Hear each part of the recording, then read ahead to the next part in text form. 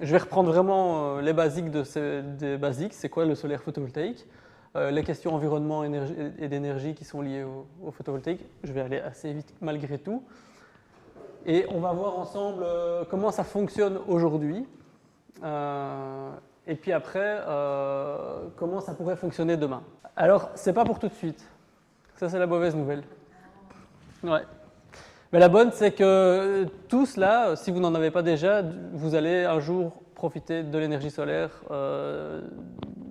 qui tombe aux alentours de votre habitat, c'est sûr et certain, de manière directe ou indirecte. Ça, c'est la bonne. Ça va venir d'ici très bientôt, mais ce n'est pas pour tout de suite en fonction de la manière. Mais ça peut être demain, mais ce sera peut-être dans 5 ans.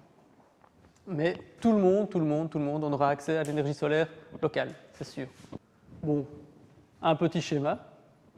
Donc l'idée, c'est qu'on a un système photovoltaïque, on a d'une part des capteurs ou des modules, il y a différentes appellations, mais voilà, qui se mettent sur le toit en général et qui permettent de capter l'énergie solaire et qui vont transformer le rayonnement lumineux en électricité.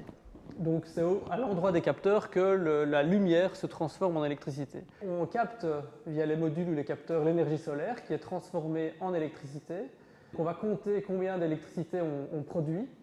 L'onduleur, qu'est-ce qu'il fait? Il transforme le courant qui est produit par les panneaux, qui est un courant continu, en courant alternatif, qui est le courant que nos appareils utilisent. Nos appareils fonctionnent sur du courant alternatif pour des raisons historiques. Mais les panneaux solaires produisent du courant continu. Et donc on a besoin de cet outil qui transforme le courant pour pouvoir être utilisé par nos appareils domestiques.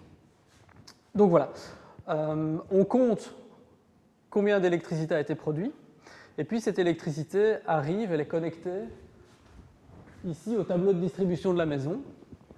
Et donc elle arrive là, et là elle part vers la consommation qui a lieu à ce moment-là dans la maison. Et si vous produisez plus, ce qui est en plus de votre consommation instantanée retourne sur le réseau via le câble. Ici, boum, ça passe par le compteur Sibelga et hop, ça retourne sur le réseau d'électricité. Donc si vous produisez la même chose ou moins que ce que vous consommez, tout reste dans la maison.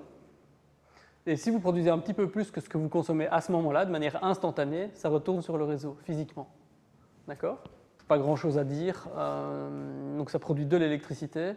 Et comment est-ce qu'on les installe? Alors sur une toiture en pente, on vient effectivement fixer des attaches dans la structure portante de la toiture. Ça va assez vite. Et puis après, tous ces capteurs sont reliés par des câbles qu'on emboîte vers le fameux onduleur.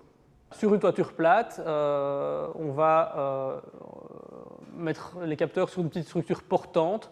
Ils seront juste posés sur le toit avec du poids pour lester, pour éviter que ça s'envole. En gros, en une petite journée, une installation de type résidentiel est réalisée, quoi.